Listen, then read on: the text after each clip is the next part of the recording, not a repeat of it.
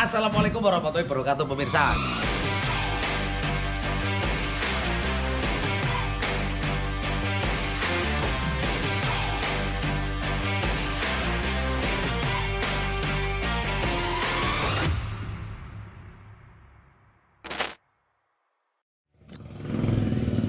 Halo, assalamualaikum warahmatullahi wabarakatuh. Remisa, selamat siang menjelang apa ini ya?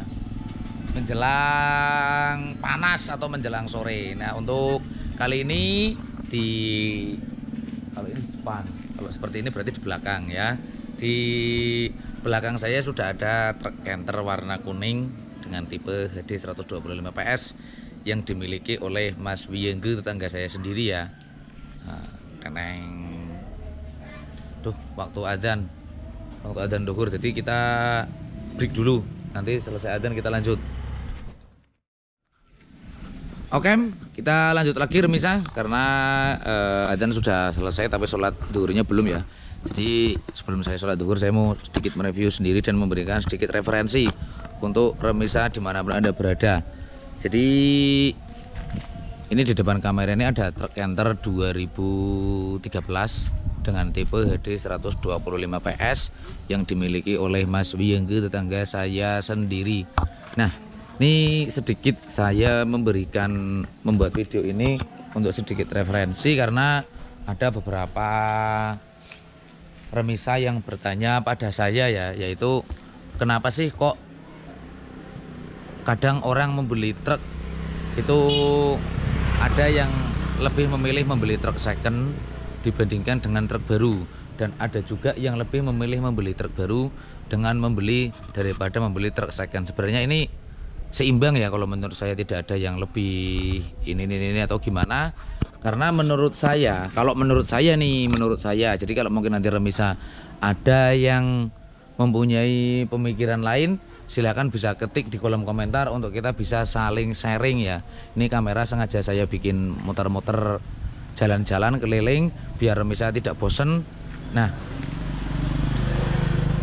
jadi karena saya suasana di pinggir jalan juga pinggir kebun, mohon maaf kalau banyak suara kendaraan lalu lalang dan juga suara jangkrik. Oke, kita lanjut lagi. Jadi gini remisa, kenapa kok ada sebagian orang yang memilih untuk membeli truk dalam kondisi second dan ada sebagian yang membeli truk dalam kondisi baru. Jadi mungkin mereka punya pertimbangan atau pola manajemen beda-beda ya. Kalau setahu saya ini, orang yang membeli truk second, entah itu cash atau entah itu kredit, biasanya mereka meminimalisir anggaran dengan satu, kalau truk second dengan catatan truk itu ngangsur atau tidak cash, biasanya dikarenakan dengan budget yang hanya mereka miliki. Dengan budget yang mereka miliki, tapi mereka bisa mendp truk dengan tanpa membengkakkan angsuran mereka setiap bulan. Karena mungkin satu, hanya dengan kekuatan seadanya saja. Jadi daripada kalau untuk mendp truk baru yang angsurannya tinggi, mungkin mereka mempunyai antisipasi kalau nanti saya ada apa-apa, misalnya kayak tiba-tiba ban meledak, terus pas ketemu dengan pas perpanjangan sambil ganti ban 4, itu sudah kelihatan ya untuk pengeluarannya. Belum kalau ditambah nanti kalau misalnya bertemu dengan yang namanya libur di bulan atau libur di hari raya, karena banyaknya libur atau tanggal merah di Indonesia, seperti itu remisa. Nah, setelah tadi kita bahas yang truk second namun belinya kredit. Nah, sekarang saya akan coba memberikan referensi tentang kenapa sih orang membeli cash kok tapi milihnya kredit. Nah, ini sedikit yang menjadi pro dan kontra kemarin Pak Jreng dan Kang Sun ya. Ini saya hanya sedikit memberikan kalau menurut persepsi saya. Jadi itu ada dua kemungkinan bahkan lebih ya, atau dua alasan atau bahkan lebih dari dua alasan. Jadi gini remisa, kadang orang itu mempunyai duit hanya sekitar 250 juta. Nah, sedangkan dengan duit 250 juta ini, kalau untuk kita belikan yang tahunnya di 2014 atau 2015, ini memang sudah dia layak jalan. Karena biasanya dengan anggaran segitu truk sudah ready ya. Kalau rata-rata kalau di sini itu sudah ready. Sudah ready itu berarti kayak kondisi ban, terpal semuanya kita sudah siap untuk jalan. Tapi kalau untuk membeli yang baru berarti kita masih nambah.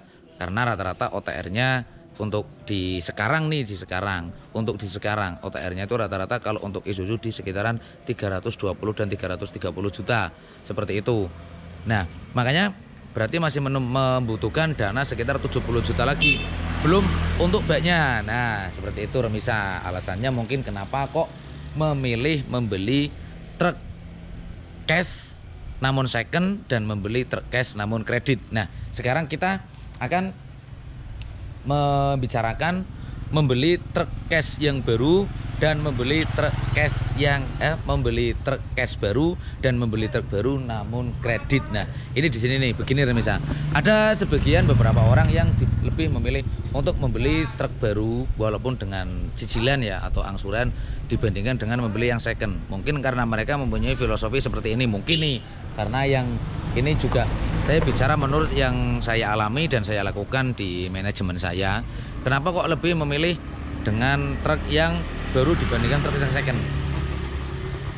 Logika tolol saya mengatakan kalau truk baru ini kalau hanya digunakan untuk muatan yang standar saja, itu rata-rata di usia 2 tahun mereka hanya membutuhkan ban saja, tidak membutuhkan kayak untuk misalnya amit nyuwun sewu kalau truk second, tapi kita nggak tahu truk ini tadinya dulunya untuk muat apa, yang bawa siapa, kan kita tidak tahu kelemahannya atau plus minus dari kendaraan tersebut ya.